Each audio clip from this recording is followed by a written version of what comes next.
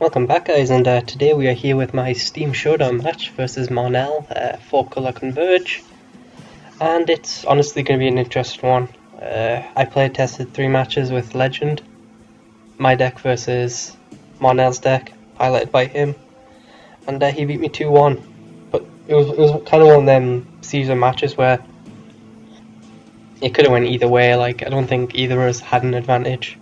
Game 1 I just completely took over it with a turn 3 Crisis, turn 4 Wanderer into a keep activating Vents, so he couldn't blow me out completely with a planar outburst, and then just burned him out, which was fairly straightforward. I thought, okay, this matchup's actually better than I thought. And then game 2 and 3, I kind of flooded, but it wasn't like, like 15 out of 18 cards. It was more like 10 out of 20, so it wasn't like a game-breaking flood, but it didn't really help.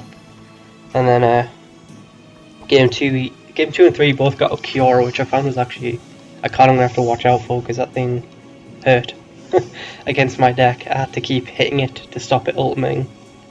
And Game 2 I hasted in a Guy's Avenger for Flame Shadow and took him down to 2 life, which would have been nice if I could have just forced in 2 more damage, which I didn't have to point a Kiora. And then Game 3 I had double Flame Shadow out in the field. I think he had a Oblivion Soul and I don't know, something else. And I drew land like 4 turns in a row, which was disheartening. Like, even a Sky Spawner at that point just buys me so much time. And like a Drowner of Hope just wins me the game. But it was definitely 50-50, can really go either way. He's playing a match to test his connection, and he says it's going to be alright, and he's just going to finish it off. So now he says he's just going to yeah, he's just finishing off. So I'll just talk about cards that I think are going to be important. Evil Leap, because I need to keep the train rolling if I'm going to stand a chance. So Evil Leap is pretty nice.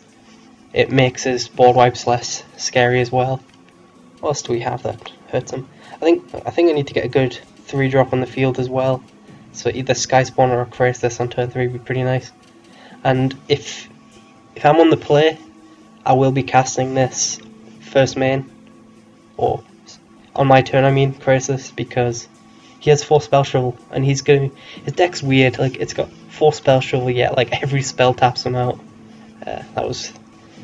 So I mean, I'm just going to play it first main just in case he does have Spell Shovel. And then unless I've got like a really powerful 4-drop, like if I've got a Coon Firebird, I'll probably try and bait his counter spell out, because that's just way better.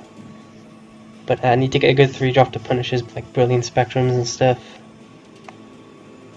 I don't know why it won't let me scroll along. I'm not having like, it won't let me scroll the way I'd like to. Good 4-drops, a Coon Firebird's pretty good. Whirlorogue, if I can. He's got Radiant Flames, which isn't great, but it does hit some of my token guys. Flame Shadow's a problem if I can get it resolved on the field, because then he pretty much has to counter everything, and his only answers for it is an Angelic Edict, which, like I said, taps him out. And if he's spending 5 mana to take out a Flame Shadow Conjuring, I'm okay with that on his main phase as well. And finally, Lumbering Falls is pretty good here, because it's just, if he tries to be greedy with his board wipes, and I've got like a Woodland Wanderer and like a Sky Spawner on the field, I'll just keep activating the vents, and then he's eventually going to have to board wipe, and then I can just hit him again with a land the turn after. It's pretty brutal. But I mean, it's an interesting matchup. It really can go either way. I could win 2-0, I could lose 2-0, I could draw. I wish, no, I can't draw. But I don't know, I think we're both kind of relieved that we're playing each other. Both of us don't have to see Moss on turn on game 1. And if any deck hates Moss more than mine, it is his. And he's saying he's ready, so let's get this underway. I'll probably not be talking as much as when I probably won't be talking as much as when I'm, like I do in normal videos. But because, I'll be trying to concentrate and stuff, but I'll comment. Put it that way, I'll comment on how the game's playing out, but I won't try and talk 24/7. and we've connected. That's a good start. I was worried about connection, seeing as the time zones are different. I think it's 9 a.m. here for me, but it's like early evening for there, so no. We'll see how this plays out. I hope I picked the right deck. I think that's why I duplicated it to the front, so I wouldn't do that. Stay calm, count to 10. We can do this. Flame Shot's going to carry me out. I hope you enjoyed the thumbnail, by the way. That took me a grand total of about 5 minutes to make, but it made me proud. And I don't know. Okay, we're in. I'm on the play, which I like. Okay. 2-land hand, can get a red into a turn 3 Crisis, into a turn 4 Wanderer potentially. I'll keep.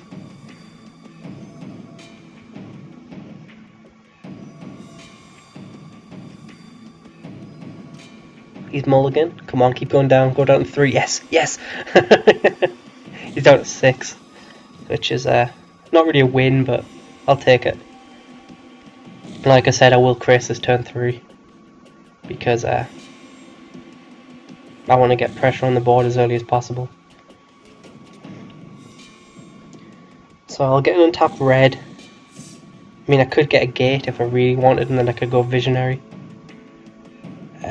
Visionary gate instead of Crisis. Let's think that through. We're going to play the land. Okay. So, if we get a Izzet gate, we get our second blue and a red source. Well, I want to get pressure on the board, on the beat down here. I can have great mana, but I'm still going to die if this game goes on too long. So if I can get a 3-3 in turn 3, I'll be happy. And I didn't get a red.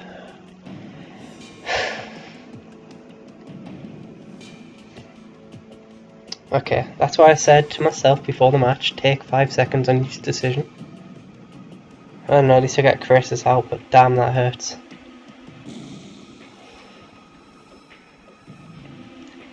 Okay, stay calm, don't let it tilt you. Hopefully we can, if we draw another red source relatively soon, I don't think it'll tilt us. Okay.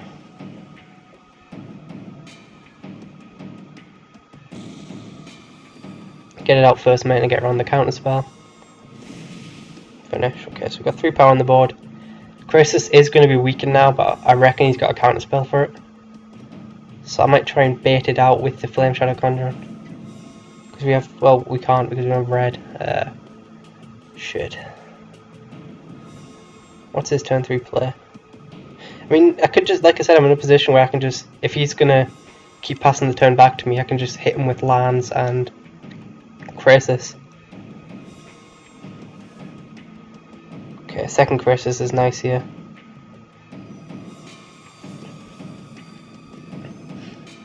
Okay, so we have 4 mana available. We could Visionary. I want to just keep getting pressure on the board, I think, so I'm just going to pass the turn. He doesn't have Moss, so I don't really have to worry about after events here. But I should have my... I mean, at least I got double blue, you know. If I draw a Whirler Rogue, this looks like the most professional play of all time. But apart from that, that was a great start. I think it was turn 2 I fucked up. It's pretty impressive. I mean, if he taps out here, then okay, he doesn't. I'm gonna go for it. Make him counter it. If I draw a land off the top, I can take him down to 11. If he doesn't counter this, I take him down to 8, but he does counter it. So I mean, give me free reign to put a 5/5 on the field if I want. And if I don't draw a land, which I didn't, I can just flash in a second Crisis now because of the board wipe. I kind of want to hit land drops here, but I mean, if I hit an untapped land off the Visionary, then I can...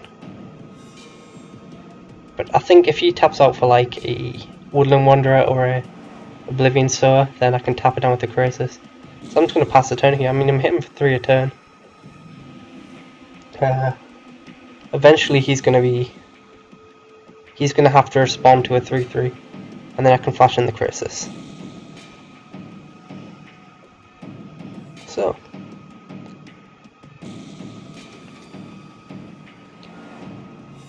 he got off to a slow start, but he is playing this controllingly, Brilliant Spectrum, perfect. Okay, so we're going to be taking him down to 6, that's 8, and then if we draw land, that's 5, and then we have a good follow-up as well, and tap. Then when we top deck this Whirl Rogue, it looked like a mistake, wasn't a mistake. But I think if we don't draw the land this turn, we're going to Visionary over anything else, because he's got the board wipe. The way he's playing, he's got the board wipe. He's got a Planar Outburst or a Radiant Flames. And I'm not willing to throw out a Woodland Wanderer in the hopes that it is a Radiant Flames. There's 2 Planar Outbursts in his deck. So, what did he discard? Okay, he's got a lot of card draw. Okay, we did draw the Whirl Rogue. That's a good follow-up, which means I'm going to Visionary this turn. Okay, come down to 8. So I mean, it did kind of work out, which is hilarious in itself, but okay. So, I mean, didn't see a land, but second Whirl Rogue is absolutely hilarious. See if he has the wipe. He is missing the white source, which he has found. We're seeing a Planar Outburst.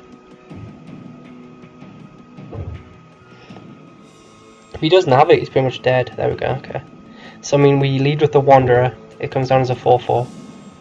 And then we Whirl a Rogue the turn after to make it unblockable and put him on a very, very fast clock.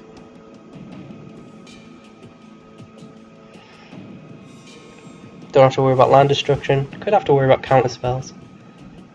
He'd need to go Wanderer and hold up a counter spell, I think. That would be worst case scenario here. Oblivion Sour just means he's gone down to 4 and he's under serious pressure. What does he hit? Hits 1 land and Visionary Radiant Flame. I would have liked the Crisis, but apart from that I'm okay.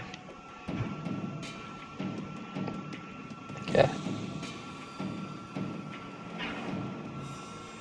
Okay, so he's dead next turn, and we still have another good follow up. If he does have like a Radiant Flames. So it's stupid how this worked out for me, but I'm not going to complain. The game's not over. Like I said, Radiant Flames, and then, well, actually Radiant Flames, and then I get to follow up. He needs to remove my board again, which in his deck he has Angelic Edicts, and that wouldn't save him. He needs Radiant Flames, wouldn't help him because my Woodland Wanderer would still be around.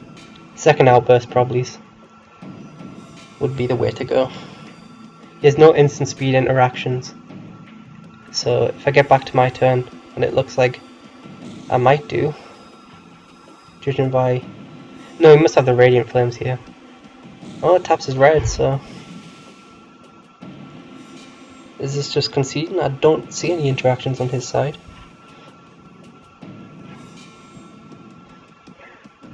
And I'm going to bring up his deck list.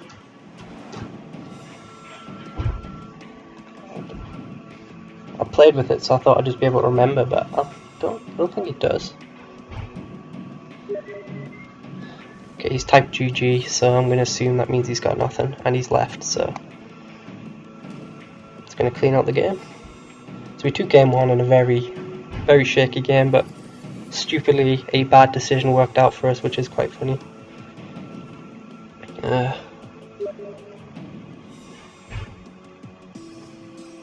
Harsh. Can you hear me? I don't know what I'm saying harsh about. If you can hear me, that's dodgy. I don't think you can. Harsh.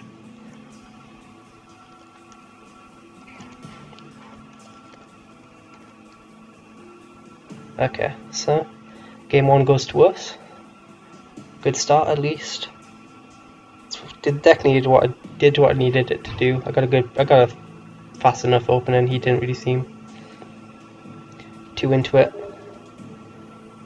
Ah, 3 lizards. Yeah, that was kind of funny. But let's see, hypothetically, could I get anything that got him out of that situation? I don't think his deck does. It's all very much sorcery speed and then the 4 counters. Okay, where is this list? There it is. No, he had nothing instant sorcery speed that could have done that there.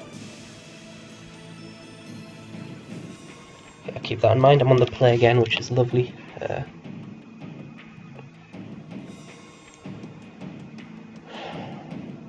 I'll keep. It's slow, like, because my land comes in play tapped, but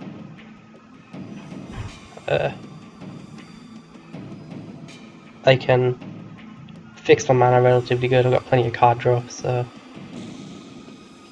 I'm happy with it. I mean, if we draw an untapped land off the top, this becomes like a 10 out of 10 hand. Of course we don't.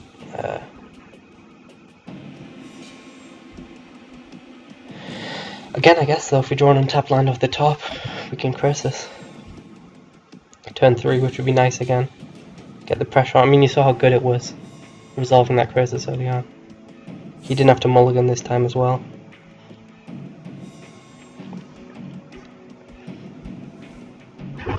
Okay, it comes into play tapped. Okay, so we have double blue, double green, double red, so I mean we've got a lot of colours already. So I mean I probably should have, well, it doesn't really matter if a visionary or a gatekeeper there. Just gonna grab a gate now, and then I'll play this turn. Does mean I'm putting off a turn 4 Whirler Rogue, but I'm planning on flashing in a crisis anyway. And then baiting out the counter with the crisis over the Whirler Rogue, so will be interesting. I can, if he taps up for Burning Spectrum, then that's nice as well. But I need to get pressure on the board before I do that. But I mean, if he taps off a Burning Spectrum, at least we hit him for 3. Then I can Whirler Rogue the turn after. Radiant Fangs is an issue.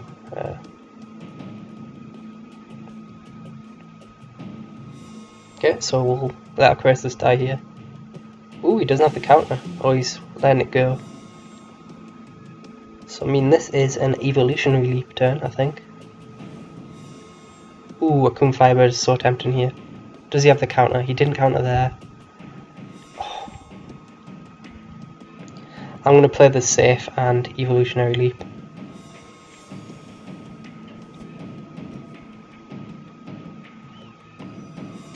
Which means I'm going to leave with a visionary in case I draw a land, so I can keep a green source. Okay. We do rip the green source, which is nice. Okay. So, I mean, we have... Okay, he's going to counter this, which is nice. It means it's one less counter. And we do have the Guy's Revenge for his counters, so we can potentially smack him for 8. But he does have Gideon up, he does have Kiora up. It's not a clean game yet, although he doesn't really want to tap out of them. There's the Radiant Flames. We have the follow-up in Whirler Rogue or Akum Firebird. He's tapped his green blue source. So I'm going to get the... Oh, which one do I want to lead with? 6 mana. I'm going to go Akum Firebird. And then if he plays like some sort of flying blocker. Ooh. Oh, never mind, we're back, we're good. Whew, I panicked there. That's just another big hit. It's in the air, which I don't really think his deck has too many answers for. We can keep recurring it for every land drop we hit. And then Guy's Revenge for the win if he spends his entire turn taking... Oh, that's so nice. If he spends his entire turn taking out the bird, I can Guy's Revenge and smack him for 8, which seems pretty nice.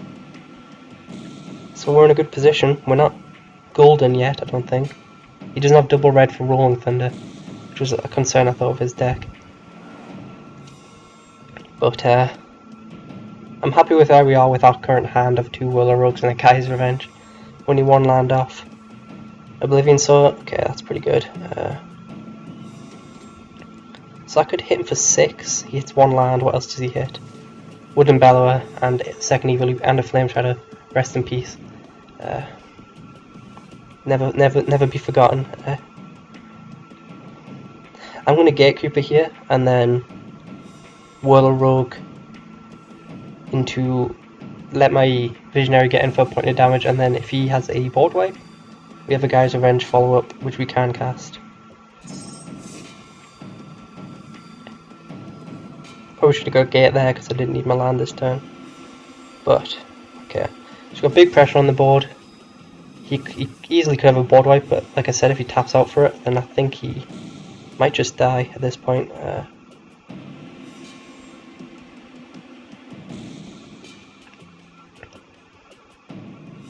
We have the land as well as follow-up if we need it. Okay. He's down to 10. It means if we get hit in with Guy's Revenge, any Twin Bolt kills him without a counter spell. He did 3, 4, 5, 6, 7. I mean, if he goes land, planar outburst, it comes in tapped. The Wakened land, which means the damage will go through. Chandra's Ignition hurts a lot. Let's see if he attacks. Because I'm going to. He'd need the second. Well, he's only got one Ignition in his deck. He'd need a big Rolling Thunder.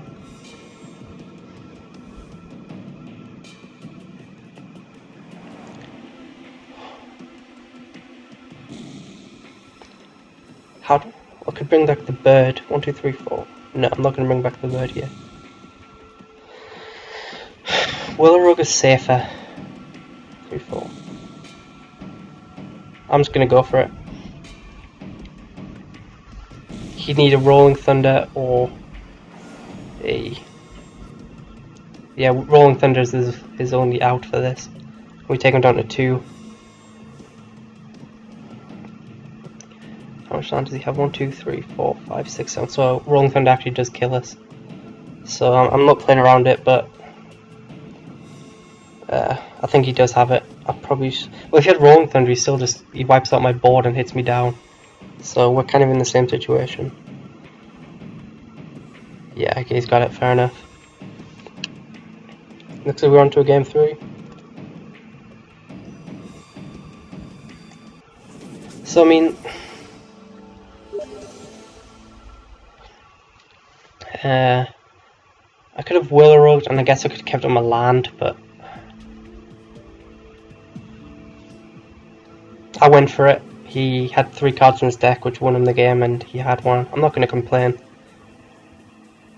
But I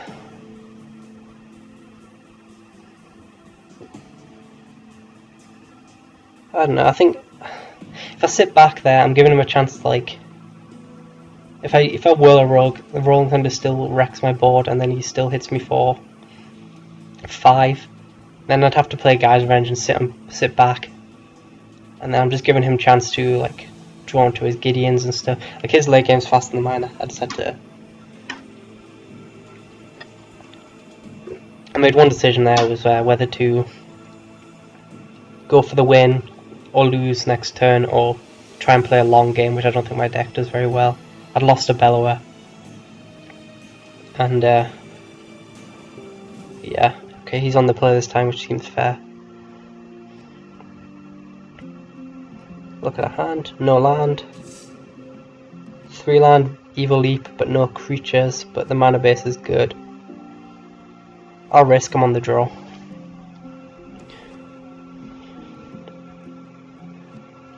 So we need another blue source. Apart from that, we're good.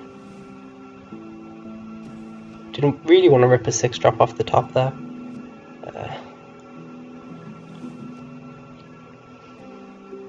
But he is going to be able to keep counter spells up before casting any creatures, so my 3-drops become less good.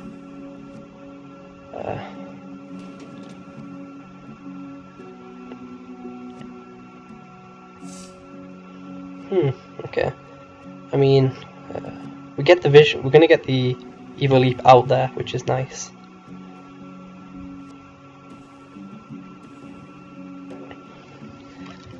And I guess even if we just keep drawing nothing, we can eventually start just hitting them with the lands. not exactly excited. I'm just worried about a Planeswalker turn 4 here. This is not a hand which is going to get me out or get me around that problem. Like if he goes Gideon turn 4 here, I think I just lose, and unless I like top deck of Firecraft. And if he's good enough, he'd plus Gideon to get around the Firecrafts, and then I'd just be out of this game. Oh, the freeze coming on here. Okay, never mind, it's fine.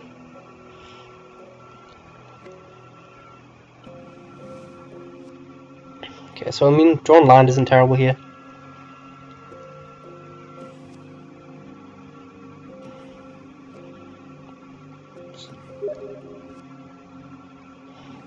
Someone's asking to watch my broadcast. I'm sorry. That will be a no. Okay.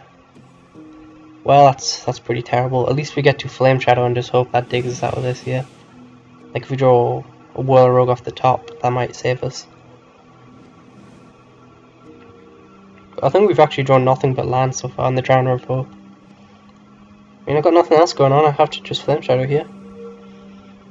This is terrible though. This is the worst start I could have asked for. Solid mana into a Woodland Wanderer.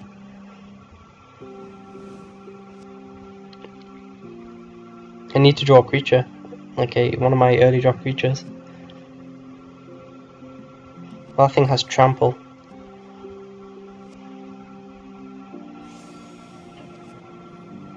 He's basically got me on a 2-turn clock if he has Chandra's Ignition and Rolling Thunder. It's not good.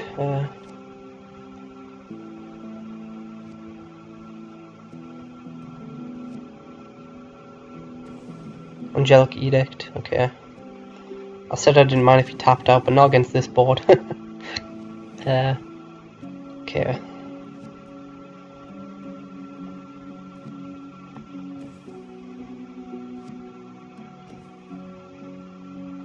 I just have to hope he doesn't have the 1-off Ignition, I think. Because I'm going down to 8 here. And then I just have to hope he doesn't roll. I'm just Drowning of Hope's going to have to go big for me.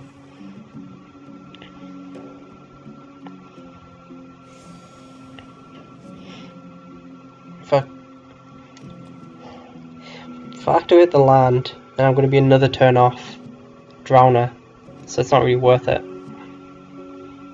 Even if I do sack it to Evil Leap. If he hits me with a Rolling Thunder here to the face, then I know he's got the second one. Oh well, this is game. I'm going to be able to buy some time, but that's about it.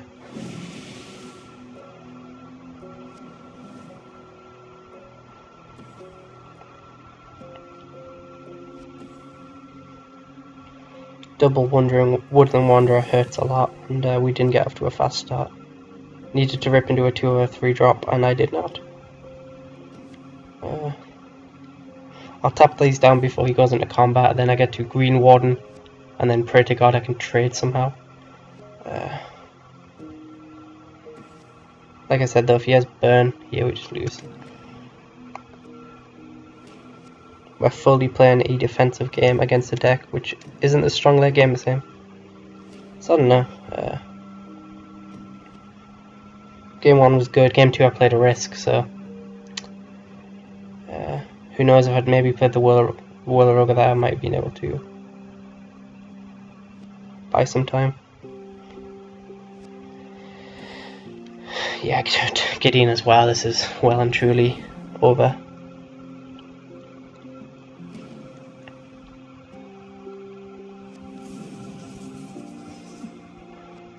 How much land do I have? 1, 2, 3, 4, 5, 6, 7. So we can do it for 5, which means we kill Gideon and then we're dead. Take out the 2, 3, 4, 5, 6, 7. 7 mana equals X equals 5. Kill Gideon, do nothing. Get killed next turn. Kill the 2/2, do nothing, die next turn. Green Warden buys us time, I think. I think we have to green one for no value.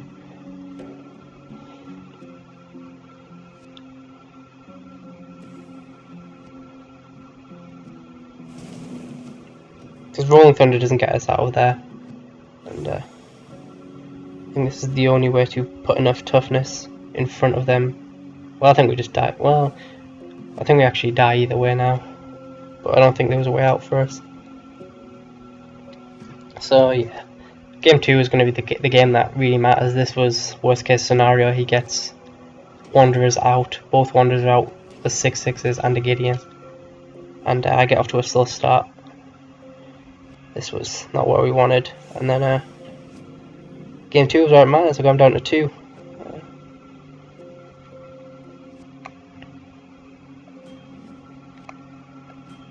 See if this makes me live. I don't think it does.